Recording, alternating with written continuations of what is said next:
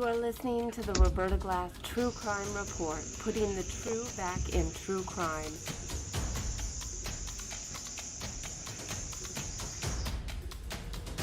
From New York City, Roberta Glass is now on the record.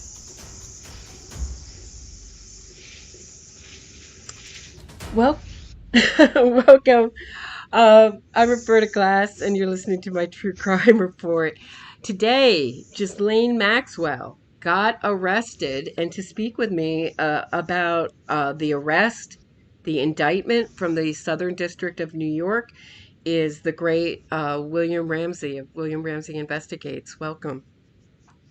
Roberta, thanks for having me. Great to be with you. Thanks so much for talking to me about this. So, were you surprised by this news? Very. I was very surprised. I was actually low-level shocked because I figured that she skirted and wouldn't be as unwise as to remain in the United States. What did you think? Yeah, I mean, she was sending out, the last thing we heard was that she was in Paris, and I know that Eric Weinstein was asking, well, why aren't they looking at her passports? Why aren't they really following where she's going? Why hasn't she been arrested? And the public pressure is, I think, has a lot to do with this arrest. I mean, that's just I agree. my feeling. I think that they were looking at Epstein either to take the fall, either by being murdered or going solo and being tried as a solo person. And instead, the public would not forget it. And, if you just look at Twitter, they were demanding constantly that she be arrested. Where is she? And she was so much a part of this that you really can't separate them. What surprised me about the indictment was that I think they called it a prelude to Epstein's indictment. So the time is 1994 to 1997. Right. So what's your take on that? I think it's remarkable because I think that their long-term behavior reached up all the way to when Epstein was arrested, I think in 2007 or 2006. And then even after that, they're seen together. So only for them to have this enough evidence to arrest for actions that took place that long ago is remarkable. And like you said, I mean, there'll probably be superseding indictments after this, I suspect, depending upon what transpires with this case. But it is really something that's all they really had. There's so much more information of her trafficking some of these other girls and things like that up into the time Epstein was arrested, the first time. That's my take, is that they're throwing out this indictment, which is fairly mild, I thought. Yep. And I'm going to go through the 6 counts in a second, but I think what they're doing is they're seeing if she'll cooperate. And if not, they're going to throw on, just like they did in the Nexium case, they'll throw on a superseding indictment, and they'll just keep throwing on charges, because this is just from 19. So count 1 is conspiracy to entice minors to travel to engage in illegal sex acts. Count 2 is enticement of minors to travel to engage in illegal sex acts. Conspiracy to transport minors with intent to engage in criminal sexual activity. Count 4, transportation of a minor with intent to engage in a criminal sexual activity. And count 5 is perjury, and count 6 is perjury. Right. But it's interesting, too, because you talk about time frames. The information's from 94 to 97, but these 2 perjury charges are regarding her deposition that she made on July 22nd, 2016. It doesn't mention the name, but I'm pretty sure that is involved in the Ghislaine Maxwell defamation litigation that was taking place. So the Southern District of New York saying that she's knowingly making false material declarations. So she's in trouble. Yeah, the most shocking thing was the perjury for me, that she went so far and big with the perjury. I've never given a massage. I've never seen any underage girls around Epstein. The only one is the person we're talking about, and that's why I think it's Giuffre, because she mentions the age, which is 17, which would match Right. up, and the lawsuit would match up with Giuffre. And Exactly. and I've never God, I mean, just so bold. It's brazen, right? Because I mean, if you look at the Epstein, what happened with the Epstein case, with one of the main issues was the issue about Crime Victims' Rights Act, right? Mm-hmm. The CVRA or whatever. And when the judge allowed all those girls to come in and make a statement after Epstein died, Mm-hmm. they had the statements of all these women that never made it to court, but there were like 20, 25 at least saying the same story. So for her to say that didn't happen when most of those girls who were young girls at the time were saying that she was involved or she was the one who procured them. Her statements under the deposition were not wise. It is such a great example as to why people avoid being deposed who are guilty. Because Yes. either you get trapped in a detail or it comes back to haunt you, or it's just, it's Right. just such a, she didn't even go with the "I don't recall" or "I can't remember." That's usually the way they go. I can't remember. I thought she would have amnesia, but she just straight up denied everything. And Christina Oxenberg, Catherine Oxenberg's sister, was interviewed, and she said that Maxwell was very proud of her relationship with Epstein, that she, sort of unrepentant, proud, brazen about her procurement of underage girls, and told, according to Christina Oxenberg, told her, well, Epstein has a big sex drive, and he needs to have sex 3 times a day, so he needs a lot of women. Yeah, but that's her story that she's telling. That there's a lot more, information. I think that those two were kind of like involved in the whole trafficking thing, and that's how they broke them in. That's how they got them to be trafficked out, was they were the ones who were initially the abusers, right? And then they sent them out to be abused. And that's pretty remarkable too, because you find out in this Maxwell detention memo how wealthy she was, because she did pay, right. She did settle the case with Giuffre. Now Giuffre is suing Dershowitz, which that is an ongoing litigation. But they said that, they said she had 15 accounts, some with the amounts of $20 million. So, and that was just filed, I think, today. So, yeah, July 2nd. So, pretty remarkable that never really came out in that litigation. Maybe it was going to come out if she didn't settle. But Ghislaine Maxwell is very wealthy. Can you talk a little bit about the other document? It's called the government's memorandum in support of detention. So they arrested her this morning, and then the government filed this. And actually, James Comey, the former FBI director's daughter, was signed on this, Maureen Comey. But it's basically the argument as to why she should not be granted bail. And they write here, it says, poses an extreme risk of flight. She will not be able to rebut the statutory presumption that no condition or combination of conditions will reasonably assure the appearance of the defendant as required. And the court should therefore order her detained. So they just don't even want a bail set. And they mention a lot of stuff. They mention that she has 3 passports, large sums of money, and extensive international connections, all things that the evidence shows true. So they write, there's absolutely no reason to stay in the United States and face the possibility of a lengthy prison sentence.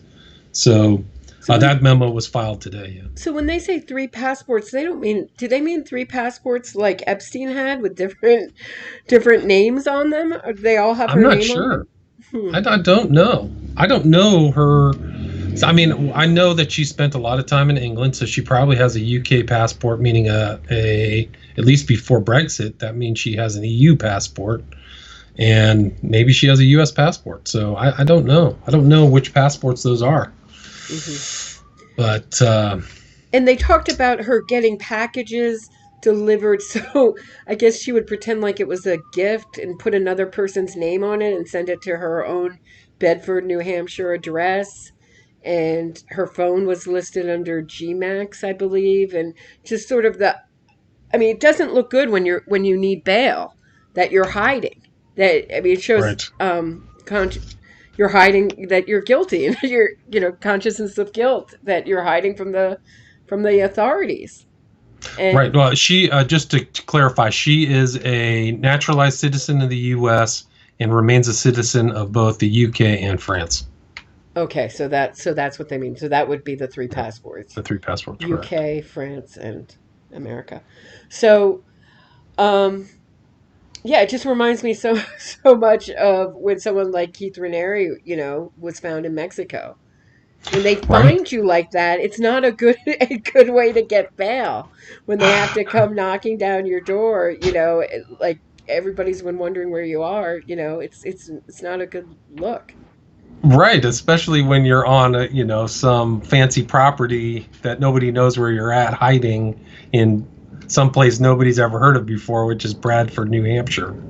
Right, an area to which he has no other known connections, according to the detention memo. So, what do you think about Berman being fired by Trump very shortly before this? I think it's very suspicious. It's very odd. But what's also odd is that the grand jury didn't send out anything until June 29th. So it's only 3 days ago. So once the grand jury okayed this or put the stamp on it, she was arrested within 3 days, which makes me think they must have known and been tracking her the whole time, just so they were waiting. Now, why Berman got punted, I don't know. I mean, they were saying that there were other cases he was involved with that were, that were sensitive to Trump. A Giuliani case that's going on in the Southern District of New York. Mm-hmm. So Trump and his allies, there might have been something going on there. Whether his removal was tied to this whole Maxwell, maybe he wasn't going to move on Maxwell. I don't know. I don't know what the politics were going on there, but the girl Strauss, I think Audrey Strauss is the acting Attorney General for the Southern District of New York, or whatever her title is, but acting United States Attorney, excuse me. Yeah, I don't know. There's something. It's fraught with intrigue, that's for sure. I think we'll hopefully find out in the future if Berman says anything. But if you look at the Berman removal, he didn't want to leave. They had to kind of pry him out of there with the crowbar, right? Did you Right. see that whole thing? Like, he wasn't saying, I'm not fired, I'm not quitting. So Yeah. it sounds like he didn't assent to his removal. And the other thing that was brought up in the press conference, journalists asked a really good question, which is she's has 2 counts of perjury against her. Should Maxwell choose to cooperate? How can a jury or you trust her testimony now? Has she lost all credibility? I don't know.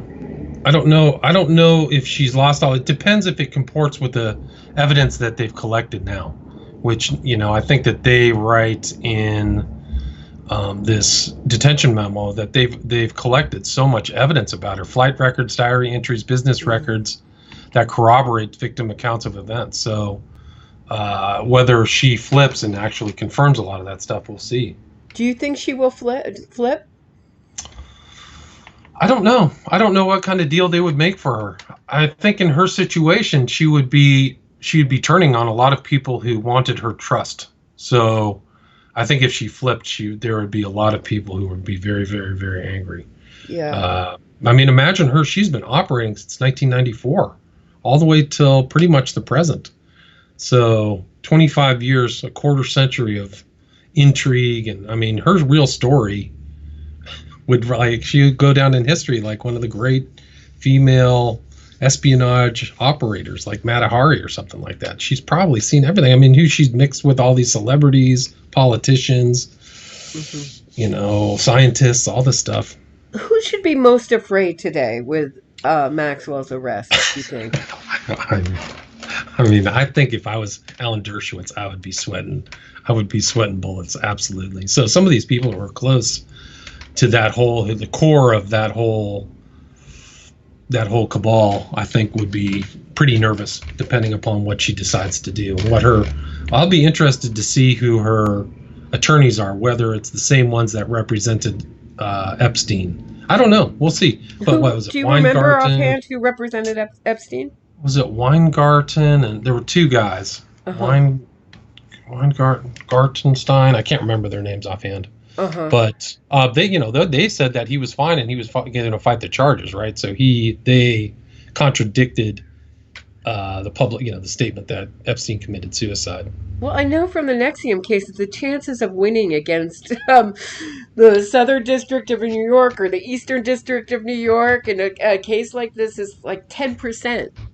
If that, Maybe I think less. it's actually less. I thought it was like 4%. Yeah, it's because they're very cautious. The government has unlimited resources and they get all their evidence in line. So I don't know how she's going to get out of it. I mean, like we said at the beginning of this talk, is that they're only talking about 1994 to 97. That's just the very inception of this whole RICO conspiracy. This and no child sex trafficking charges. True. Good point. That was the case for Epstein, though, right? Excuse me? So in Epstein's complaint or whatever, in his indictment, it was for trafficking girls under the age of 14. Remember, there were two charges? Right. So it's this indictment is definitely different in that regard.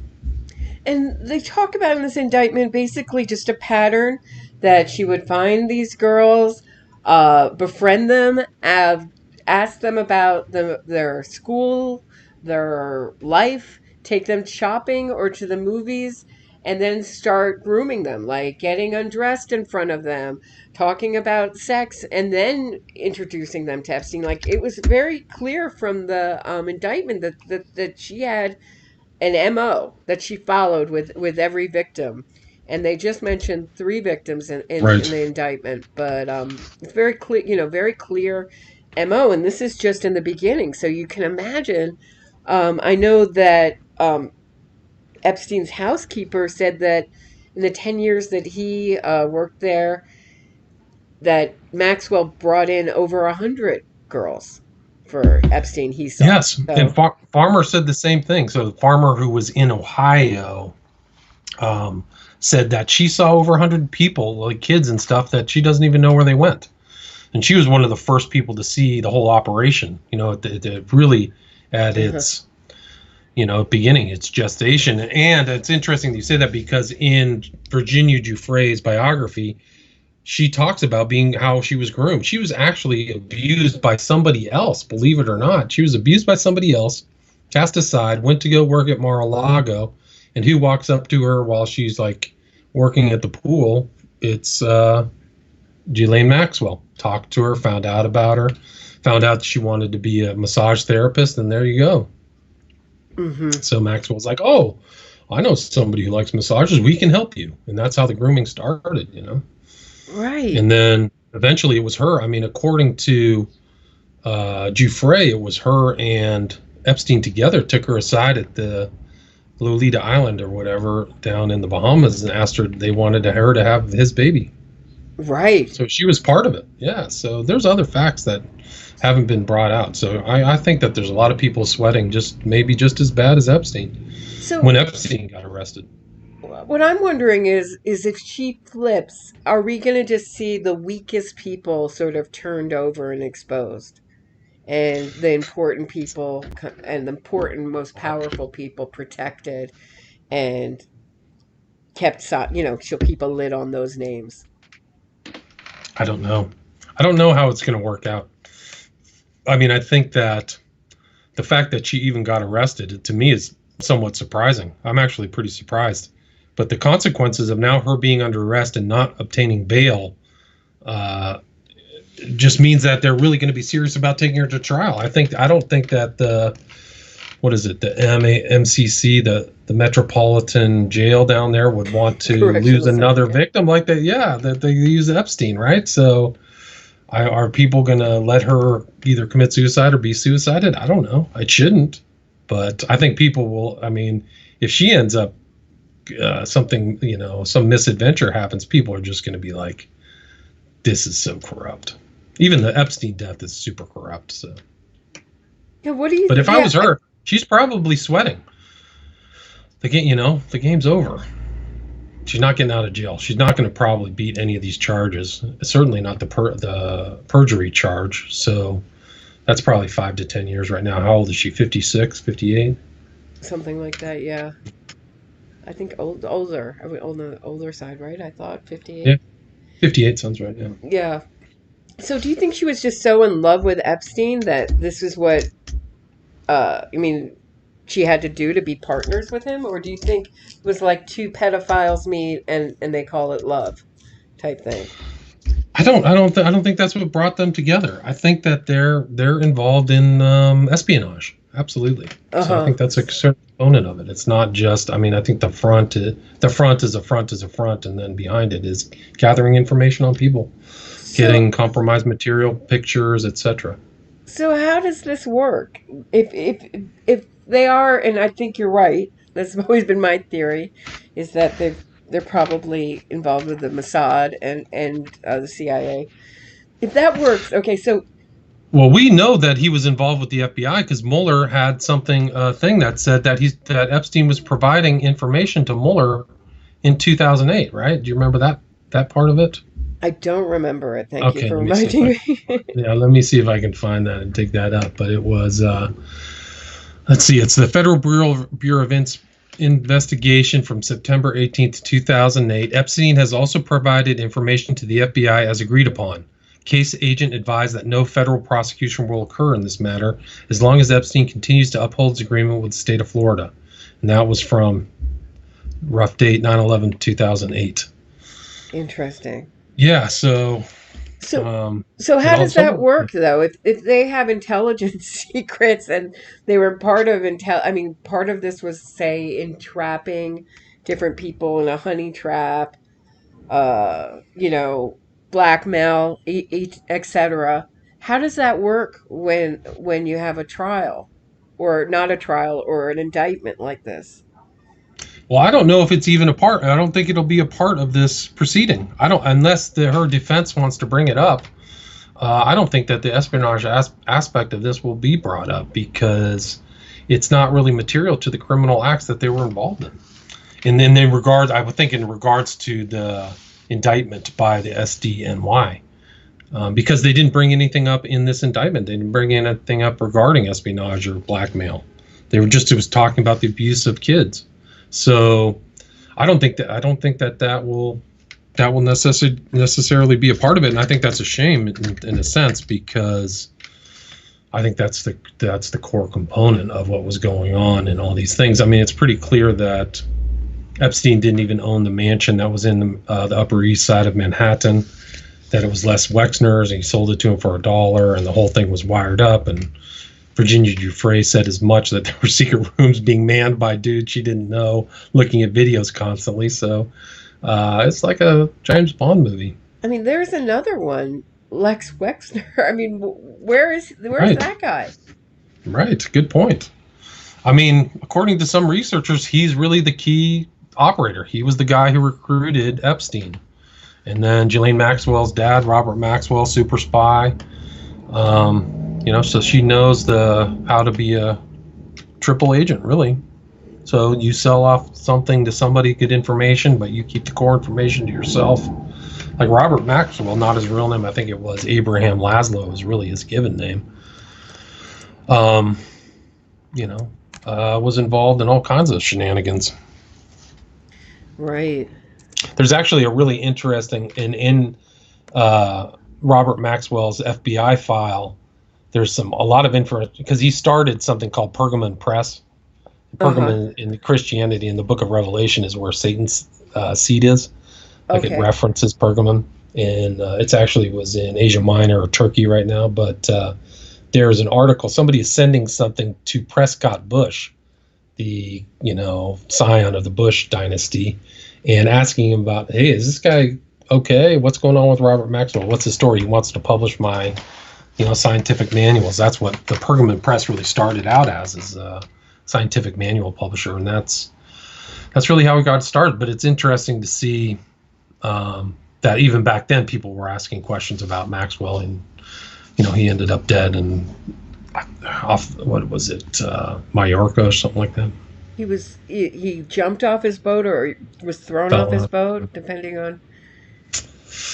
Yeah, I mean, yeah. So, I mean, it's a perfect place if you want to meet somebody without anybody noticing. You do it on a boat, right? So maybe there was a meeting that went south. Nobody knew. Nobody knows what the story. He was found floating in the ocean. Mm-hmm. So I think that's an important element, and it's really, I think in this court case will be a subtext. It's obviously not brought up yet, so I can't imagine her defense would even want to bring that up, because it would probably be more damning for her if the jury or anybody, if she goes to a jury. I think she'll just take one for the team and probably plead guilty at a certain point. I don't think they can risk more information coming out. Right.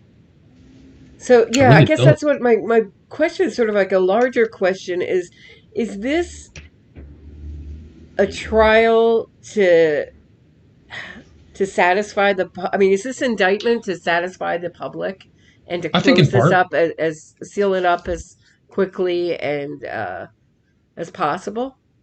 I don't know if it's going to be sealed up, because I do think it's a part of satisfying public outrage. I think that's probably why she was arrested. Like, I've made the statement in some interviews, like, why hasn't she been arrested? Why didn't she get arrested with Epstein? They're clearly together for 25 years. Yeah. Right. Why didn't she get arrested when Epstein, the way NXIVM, they all, went down around the same time?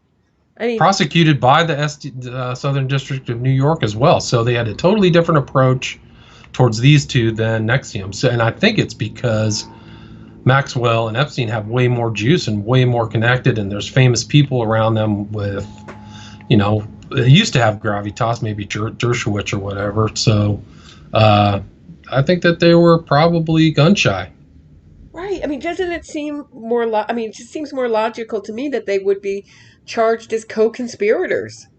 So why isn't there a RICO charge, right? Racketeering, influence, corrupt organization. Why aren't other people involved?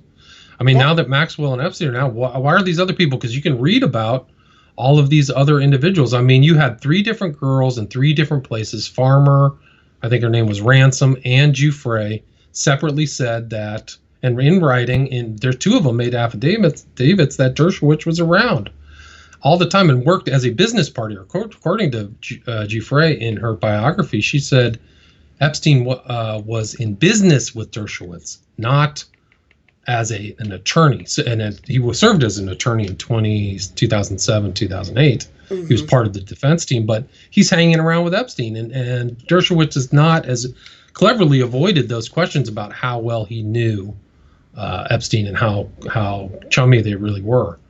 But yeah, there's a lot more. I mean, it's incredible, because I think that they were involved in industrial levels of child trafficking, and it wasn't some, one-off. They were just churning through kids, man, for 25 years. Hundreds and hundreds of kids. Some, out of Venezuela, like crazy stuff. Right. And here's another question that I have for you. Where is she getting all her money? If she's if she's like a, what do you call it, a socialite and doing all this stuff, why does she have 15 different accounts, one of which has $20 million in it? Why does Jeffrey Epstein have $500 million with really not that much financial weight? I mean, there's not a lot of paperwork. There's not a lot of court not filings, but all of the SEC filings, there's very few. So why does he have $500 million? There's a lot of questions there. I have a question from the chat. Do you think this is part of the minor attracted persons agenda, the mainstreaming of pedophilia? Oh, I don't think it's mainstreaming. I think that there was quiet. It was kept quiet and hush hush and in the know until it kind of blew up. If you remember, this whole, it wasn't very well the media didn't really cover the 2008 Jeffrey Epstein thing, at least to my memory. Maybe it was a footnote, but it definitely didn't hit national media. But it really took off after Julie K. Brown wrote that 3-section article in the Miami Herald. That's really when it took off.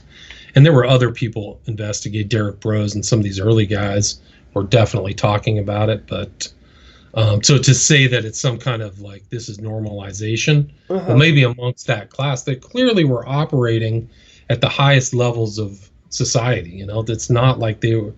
Ghislaine Maxwell, by all accounts, was a snob. You know, she was so Also, people have been asking privileged. why isn't Bill Clinton going down in this? Good question. There's a lot of questions. I I have an mean, answer to the Bill Clinton thing. Is because his reputation is already so poor that no one's surprised. right? Yeah, After nobody's Monica surprised. Lewinsky and a million scandals he's been involved with, it didn't surprise anyone. Didn't surprise anybody. So, yeah,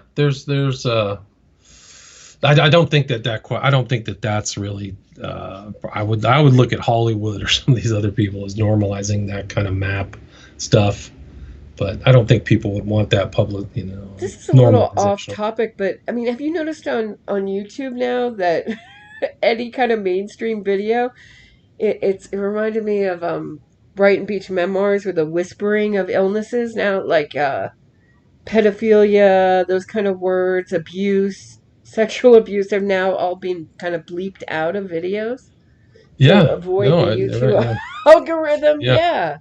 right. So you can't even use those words anymore. Yeah, it's pretty remarkable. It's very odd, and I don't So how the understand. language gets changed, right? Right, didn't YouTube just make this big push to have the separate YouTube for children and everything's being marked for adults now? So if that's true, Yes, why can't I mean yes. I don't understand how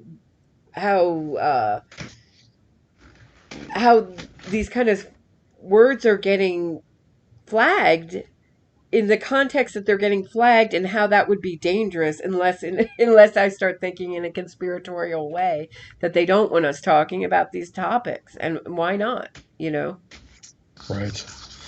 I don't know, but I know that they have definitely made that push. Like, is this on my YouTube channel? It's like, is this friendly to kids? That's like a box you have to check now, Right. and so there's definitely that concern. I can tell you that they don't do a very good job protecting kids at all. I'd say that they do an atrocious job, but that's what they're at least trying to cover themselves with now. But yeah. Right, and the things that they do think are right are appropriate. I mean, my values and YouTube's don't seem to be the same. I guess. Likewise. um,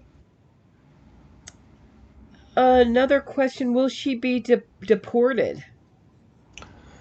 I think she would hope to be deported, but I don't think she's getting out of jail in the U.S. anytime soon. I don't think there's any other criminal complaints against her in any other nation, so I don't think so. Okay, off topic. Sneaky Pete says, "Is Hillary Rodham Clinton possibly going to court in September for crimes against children?"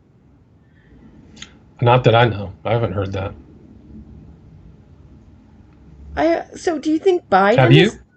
I Yeah. I heard she was supposed to be deposed for her or go to Email. court for her emails. I thought, but I Right. haven't Yeah, I been think so. following it closely. Is that judicial watch? Is that a judicial watch suit? I don't know. I don't know any. I know the most superficial. That's pretty much that sentence is pretty much everything I know about it. That's just what I've heard, but I can't verify whether it's I true or haven't not. followed it either. Yeah. Um, I guess my other question is Biden affected by this? If we go from the Clintons to Biden, Yeah, that's a good question. I mean, is this really like a trafficking ring that crosses both parties, or is it only there because Clinton and some of these other people? I didn't see anything with Biden on the Epstein materials, so how that influences it. I mean, if there's a political change, this prosecution could just be done away with. So the president has the right to appoint any U.S. attorney that he wants to or fire. So if Biden came in and for whatever reason wanted to end it, the prosecution of Maxwell could end.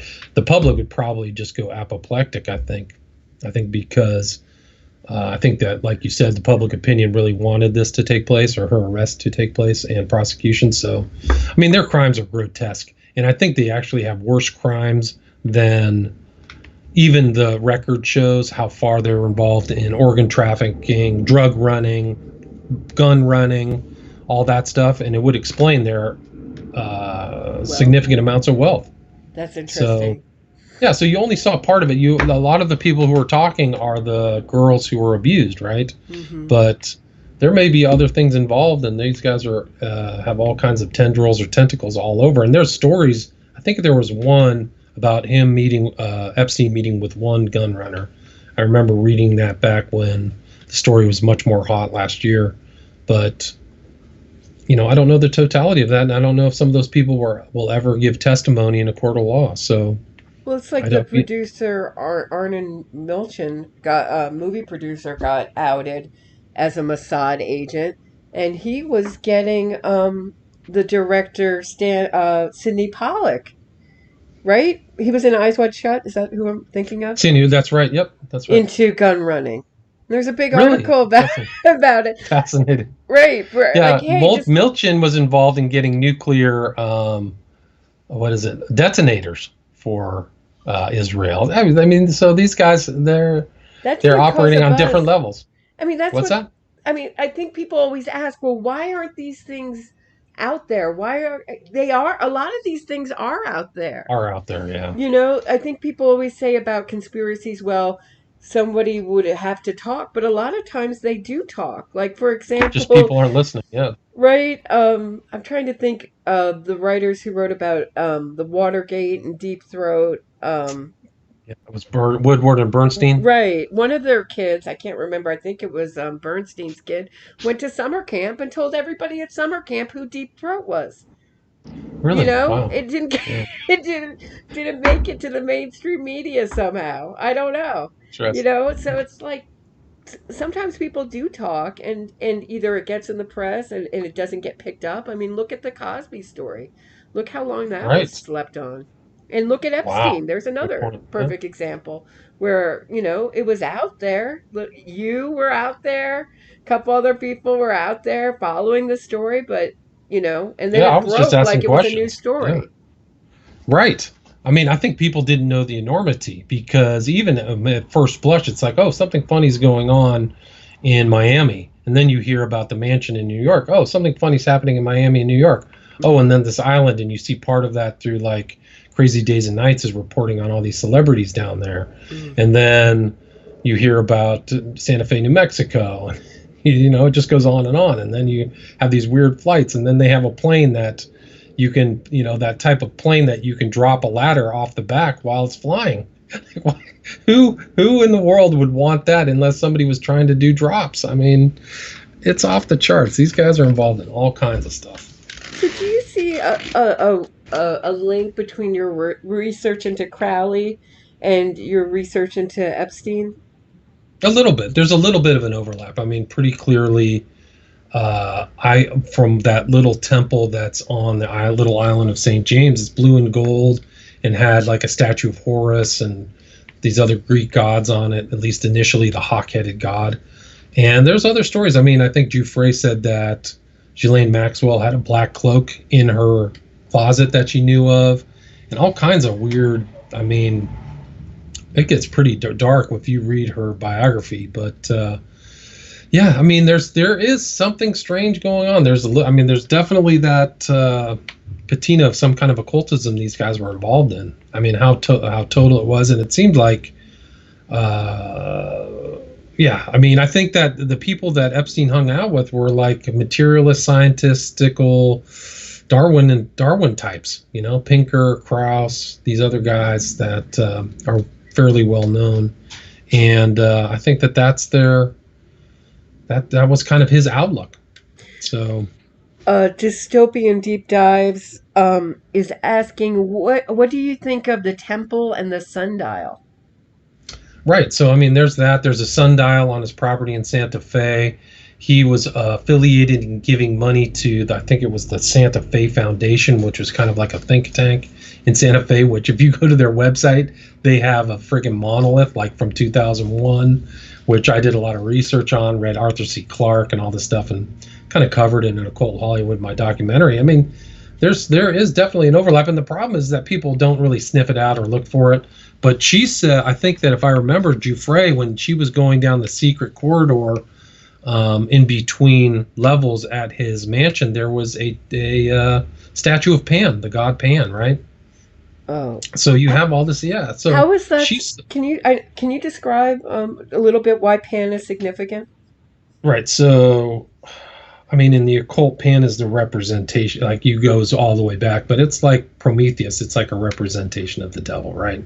So you have the great god Pan, the god of the hunt or the forest or whatever, and so it's just something that people would use as a symbol. Like if you go to Rockefeller Center, you'll see the gilded Prometheus, right? So Prometheus is another symbolic representation of Lucifer.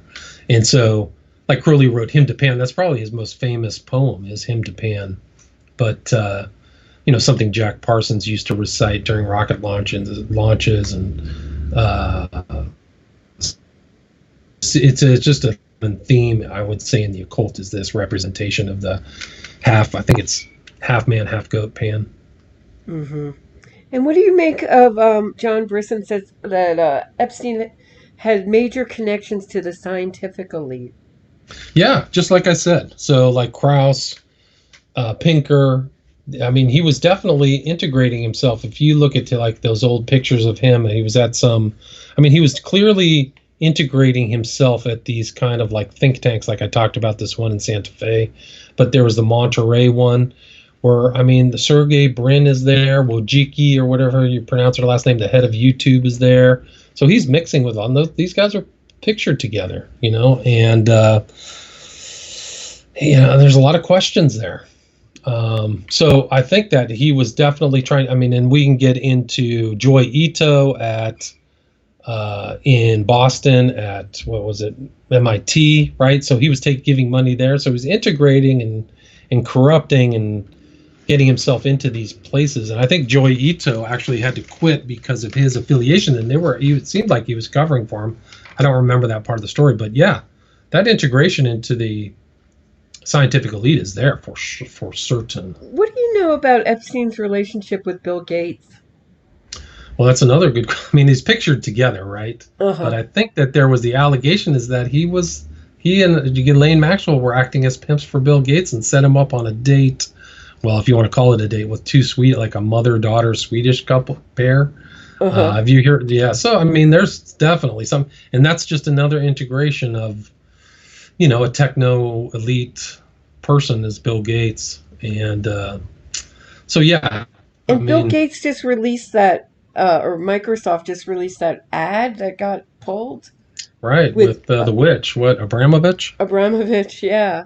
What did you Spirit think of that? Cooker. So you can see all these ties, right? So then you go to the Podesta emails with Abramovich, the spirit cooking, to Microsoft, it's pretty crazy. And they pulled that like within a day. Wow. So yeah, it's pretty crazy. There's just allegations. There's stories of things taking place at that island. There's, trafficking, things being brought in. It was like a garden of earthly delights or whatever. So people would get whatever their thing was. Seemed like that was what was going on down there. And they could do it in what they thought was a private environment, right? Mm-hmm. But they were probably being filmed the whole time, every single one of them being blackmailed. It's interesting too. Like there were stories that were published on CDAN, like somebody was trying to get that material. Like I think Epstein and Maxwell had some property in Mexico with a safe, and they went to that property and their safe had been carved out of the stone. Like they put it in the stone and somebody showed up and just took all the stone around the safe, and the whole thing was missing. There's just a big hole in the rock where their safe was. So people were trying to, there were interested parties trying to, make sure that they could cover up or get any blackmail material from these two. Yes, assuming that story's correct. Right. Speaking of blackmail, so do you think, I'm trying to put myself in Ghislaine Maxwell's headspace, And if I were she had to know this is coming, right? Do you think she was? Well, that's a good point. I mean, I think that she had to have anticipated, but why is she in the U.S.? Why didn't she go somewhere with no extradition? Why didn't she stay in France? Did somebody lure her to the U.S.? Why is that, right? Epstein got arrested in what? Was he arrested in June and died in July, or I mean, in Right. 2019? Mm-hmm. And according to this detention memo, she didn't buy her property in New Hampshire till December of 2019. So she's clearly moving around, and people want to know where she is. Like, why did she end up back try to operate in the U.S.? Not thinking that she couldn't get busted? I don't know. Is it overconfidence? It's the same thing as Epstein. Why is Epstein traveling to Teterboro Airport when people are asking questions about him, knowing his background? Like, do you guys have that much confidence that you can't get busted? Right, which she promised protection by someone. And now that she's been arrested, is she going to be making calls to her most powerful friends and working using some of the blackmail stuff she has against them to gain favors? Good point. Was Epstein doing the same thing, right? So, and all that time between the time he was arrested and died, wasn't he? Do you think he was trying to call in his chips, Like, hey, I got this. I need your help, blah, blah, blah. I don't know. That's the thing I wonder most about is Epstein's phone records. Who was he talking to before he died? Because unlike the rest of the American public, um, unfortunately, have the unpopular position that he committed suicide. Even my mother disagrees with me, but I think that it was a kind of suicide, like now's your time to do it, kind of thing, like an ordered suicide, like fall on your Right, sword kind type of of like thing. kind of like The Godfather. Like, Right. hey, this money can be Exactly. kept. The Right. Who family was can he do it. So talking just do it. to? And how was it how were the circumstances created so that he could do it with such ease? It's a great question. It's a great question. And that's what I Uh, think is disappointing. I guess I've been disappointed with the Nexium trial in that all the enablers sort of walk away unscathed and a few people go down and a lot of questions aren't answered, still. Like yes, I mean, who let this go on for so long? And what did people know? That's the that's a great question. I mean, you wonder kind of what the government's really doing, right? Because it seems to me that even the Epstein case and Maxwell are driven by public conversation. Like, people were pissed. Like, what's Epstein doing? Why is this guy going around? Why are these kids being raped? What's going on? And that, I think, led to like, oh, we should bust him. It's the same thing with like Ed Buck. This whole kind of murder of black men out in L.A. I think his arrest really took place because people were outraged. Like, what's going on with this guy in West Hollywood with a bunch of meth, and two men get brought out of his apartment, dead. So I think that, what was yeah, that guy, what was that guy's name again? Ed Buck, Buck, Buck. right. Yeah, and there's pictures of him with Hillary Clinton, Ted Lieu, my congressman, all kinds of stuff, man. So he was definitely kind of in there. But I mean, and there's rumors about him too and his criminality. But you kind of just wonder what's going on. I mean, who's running the counter intel? Who's running the FBI at that point? I mean, I think it was Stroke who was the head of counterintelligence for the FBI from 2008 to 2016, right, or something like that. So, I mean, if you look at his capabilities and competence, there's a lot of head scratching there. So I have a great question for you from Georgia. okay. How was Maxwell able to transfer over $1 million without the federal government taking notice? And then she says, if I try to pay, I'm sorry, it's in a weird spot, try to pay my credit card, I think she's saying. Like my bank, basically throws up a flag. How was she able to transfer Sure. that amount of money? Great question. I mean, they're clearly moving money back around. I mean, that's what this Maxwell detention memo says. She's sending money to Epstein. He's sending it back to her. So there's clearly some kind of laundering or something going on. And I don't know. How did they get away with this stuff for so long? That's the whole thing, is that the way that our government is now run, that if people have political pull or they know politicians, they're above the law? And that's why they're brazen about their criminality, because of their connections, and that prosecutions are based upon who you know and who's in power. Because if that's the case, we're in deep trouble, man. That's for all Republicans and all Democrats, because these two certainly operated like they were above the law. If you had look at Epstein's first conviction and his charge. You know, they only charged him. They moved and got some kid, so he didn't get convicted for raping a kid under 14, right? So it was like somebody under 16. So they found one of his victims who was old enough to get him a light sentence, and the whole thing was just it was grotesque. So, if you had to predict how this is going to go down with Maxwell, what would you say? What would your prediction be? I would think that nobody will let her go to trial. I think that if she wanted to save her butt, she would plead guilty to something and make a deal. So I don't think there'll be a trial.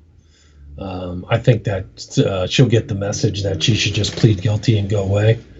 And that would be my guess. I don't think that if she got murdered in jail or something bad happened to her in jail, it would just be so outrageous that the entire system would have to come into question, the entire justice system.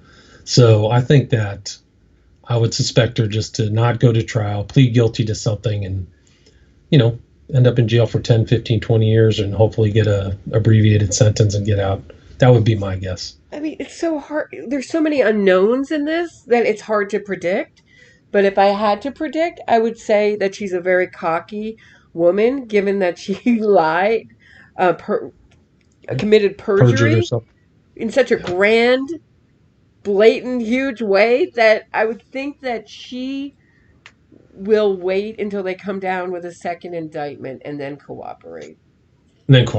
That's my prediction. If I had to predict, who knows? I would say she wouldn't. I don't think she'll cooperate. I think she'll just take the charges and go and take her, go to jail for 5 to 7 years. I think that would be my guess, and just try to save herself. Because if they went to trial and actually asked her questions and got witnesses on the stand, and then found out she perjured herself more, because they only have 2 perjury charges on the deposition, then it's like even worse. Then she's just going to get more and more indictments. So it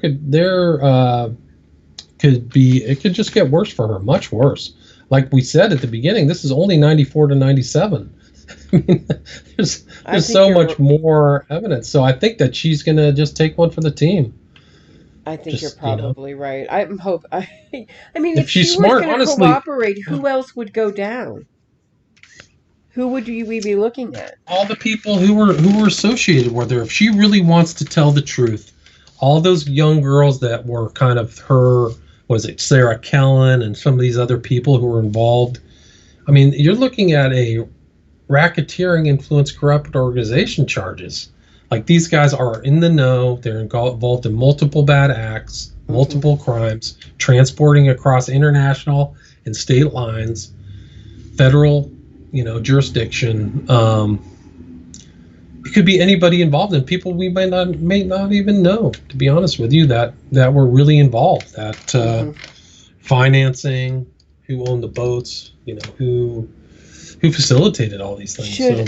George is asking, will she toss Andrew? Should Prince Andrew be worried at all? I think that, like I said, I think she'll just plead out and go to jail. Yeah, that's so obvious that Prince Andrew's they're not going to arrest a member of the royal family. He's not going to come to the U.S. Yeah, he's right. Above the law, man. So they'll want him to come and give a statement, and then they'd arrest him right on the spot. So he's never coming to the U.S. The royal family is going to, demote him in a variety of ways, and he'll just live out the rest of his life there as somebody who's stained by being involved in a sex trafficking operation and being gullible and dumb enough not to see it for what it was. Okay, one last question, and then I want to talk about your documentaries for a second. Lee Beltman is asking, off topic, I would love to hear William's thoughts on the recent stuff with Shane Dawson. Have you been following that? A little bit. He was definitely in the whole drama. Yeah. I haven't followed it in that great a detail, but if somebody without his name did it, I think that they would be canceled to the nth degree, right? Kicked off of YouTube, have their channel shut off.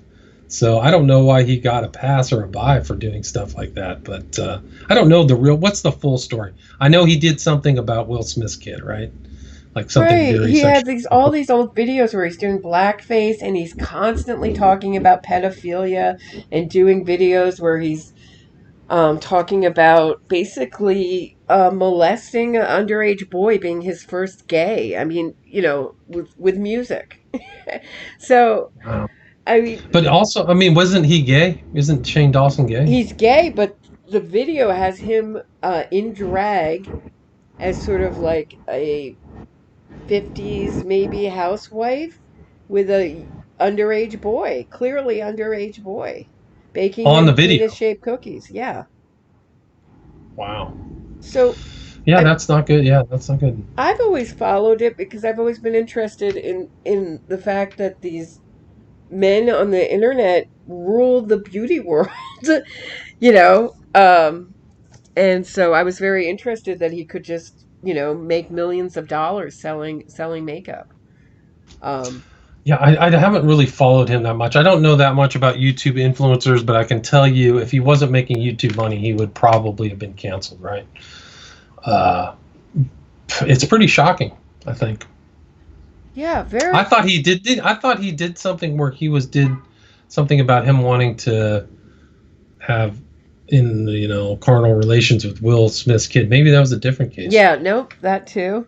That's him too. Okay. That Because too. I heard that's There's just so the part many. that I heard. I mean, there's so many Okay. disturbing videos with him, and he was, making these went monetized for years and years and years, and he got on the So H3 crazy. H3 podcast saying, "Oh, it's a terrible rumor that I got labeled a pedophile. It was awful with no merit, and they just accepted that answer.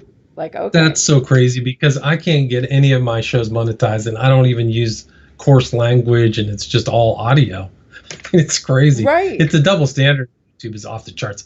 I'm surprised that there's not a huge class action lawsuit against them for some very subjective content allowances because they're defunding tons of people who are benign as heck. Like I got friends with huge channels that never swear. They're just talking about current issues, right. myself included. Like maybe some of mine are very controversial, but some of them are just like history. I'm reading a history book. I can't get it monetized. It's off the charts. Scary. It doesn't make sense. It's It's really scary. And you scary. know what? I'll let you in on something. When I was using YouTube, I had a backup channel, right? So I was uploading to each one, and I would upload the same thing to each channel at the same time, and one would get monetized and one would not get monetized. So I have incontrovertible proof that YouTube's monetization scheme is purely subjective because I can show it from my own channel, my own two channels. The same content, same duration. One gets monetized, one doesn't. Interesting. So you have new documentaries out. Can you talk about them a little bit? Yeah, yeah. I've put out 3 recently. I did a follow-up to the Smiley Face Killers one, which is The Global Slaughter Continues. I show that these cases of young men is happening much more all over the world than just the U.S. And I include cases from France and Netherlands, Germany.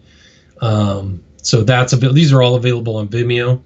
That was titled Smiley Face Killers, The Global Slaughter Continues. Then I did another one on Crowley, which is kind of an adjunct to my book about him. It's Aleister Crowley, 9/11, Prophet of Evil, Aleister Crowley, 9/11 and the New World Order. And then I just put out one last month, or in June, which was kind of a corollary to my book, Children of the Beast. So a lot more visual stuff. It's long. It's about 2 hours and 45 minutes, but I think you can just see visually what's going on. I think it helps sometimes. Like I like to learn things through audio, visual, and reading as well. So you kind of can see the kind of breadth that Aleister Crowley's had, largely unknown upon the 20th century. So those 3 are out. And I'm just kind of working on other stuff as well. Yeah, it was fantastic. I binge watched Occult Hollywood too, Oh, that's one. and Children of the Beast documentary back to back. It was excellent, really really Good. interesting stuff and well put I'm together. glad. And so I recommend anyone. And it's not particularly my my interest, but I was fascinated by it. I thought it was great. Really Good. I'm enjoyed glad it. you liked it. I'm So glad they're reasonably priced. They're like $5 each, so it's not prohibitively expensive to stream them. If you've got free time, you can check them out. yeah, I was and I think And for a little bit more you can own them, which it's true. they're an excellent reference, and a lot of really good Yeah, my information. books are actually now available on my website, williamramseyinvestigates.com. So if people want signed copies of my books, you can order it there at my website, which I Excellent. finally put back up. I Excellent. got burnt out sending out books. Yeah, so anyway. We'll be watching this closely, and hopefully COVID will open up and they'll actually start to get have court so I can go in person. The Nexium trial's on hold right now. So So isn't she supposed to be video arraigned? Because I thought it was going to happen today, but I thought sometime it next week, I guess. I thought it was from her New Hampshire, some very short arraignment happened. I Oh, thought at interesting. noon. Okay. I I was just see. reading a Oh, little Twitter feed of it. It sounded like nothing happened really. Um, okay. so it was just sort of like I actually had more sort of lawyer questions for you about it. Like why did she Well, I don't know plead? if I And can answer it. What's yeah, that? She's going to plead not guilty to begin with, right? definitely, Just it's a formality. definitely. So anything else that I missed or No, not really. I just think it's an interesting case. I think people should keep a hawk eye focus on it because, say, it could be very interesting if she decides she thinks she's going to go to trial and fight this. I think she's digging her own either figurative or literal grave. yeah, I agree. And just quickly, are you going to do a Joe Rogan expose episode part two? I should. I really should. There's more information I didn't cover, but I did do one where I talked with Valibus about there's something funny about Joe Rogan, which, we kind of just, I think our conclusion was he's clearly structuring some of his talks because he had this guy, this chef for Jeffrey Epstein on. He never asked him an Epstein question. It was it was Adam Scott Perry or something was his name. But Giuffre mentions him by name in her Wow. book that he was working for Epstein at his mansion. Scott Perry, who now runs kind of a steakhouse here near the Pantages Theater in Hollywood, but never asked him a question, not a single one. And it's crazy too because Rogan has done so much kind of extemporaneous conversation about Epstein with his friends and as part of his broadcast. So Well, it was pretty surprising to admit that. when the Nexium story broke, he defended Raniere and the cult, and he said Wow. that this was some kind of BDSM club, and these women had a libertarian right to be abused if they liked it. It was all, I mean, And be branded with a branded, hawk like abused. What if laser. Yeah. they were into it? I mean, his reaction was so off the charts absurd. Did you hear of the recent attempts to cancel him with his conversation with Joey Diaz? No. Oh, well, that's probably good that you didn't hear that because it was bad. There was a conversation between us. Diaz, I think he was a bouncer or something, that he would require sexual favors from women to get in it, and Rogan just laughed along with it. And Diaz said he did it to like 20 to 25 women. Wow. Yeah. Well, thank you. I think we've done it, right? Yeah, I think so. I mean, I don't know what else there is to say about that. It's Is more there anything you'd like questions, to finish up with? right? It's What's more. that? It's just questions. All we can do is ask Yeah. questions Question. right now. I mean, we have a little information, but it's like really it's like a jigsaw puzzle where we only have some of the pieces. So there's these big Yeah, that's gaps. true. There's a lot more to that story. I wonder if the true story of these two, the international man and woman of mystery will fully ever be told? Probably not. I don't think so. I really think it'll be like, JFK and a couple other things where we're just going to have Did a you little bit hear? of the story. Did you hear that the original attorney published a book on Epstein? The guy, I can't remember his name right now. Was it? No, I can't remember. The tennis player attorney. Do you remember that guy? No. Let me see if I can find it. It's not Boys. It was the original guy from Florida. Do you remember that guy's name? I know who you're talking about. Yes. Yeah. He was the original attorney that the victims came to. Yeah. Isn't that right? Yeah, that guy. He just published a book. Is he giving interviews or Brad Edwards? Right. Brad Edwards is his name. So he's now the head of Edwards Pottinger, but what does he have to do with tennis? I just remember him because he was like a top tennis player before he became okay. So that's like in my mind. That's like the mnemonic I remember. Try to remember his name. Let me see if I can find this. Let me see if I can find the title of his book. Relentless Pursuit: My Fight for the Victims of Jeffrey Epstein. Bradley J. Edwards. If you get a chance, you should interview him. March 31st, 2020 it came out. He has 53 5-star reviews, so it must be good. Excellent. Yeah, you should interview him. That'd be a good interview. Definitely. I would listen to that. Okay. All right. Thank you, William Ramsey. It was always such a pleasure talking to you. Good to talk with you as well. Okay. Bye-bye. Thanks, guys. All right. I recorded it if you want a copy of it.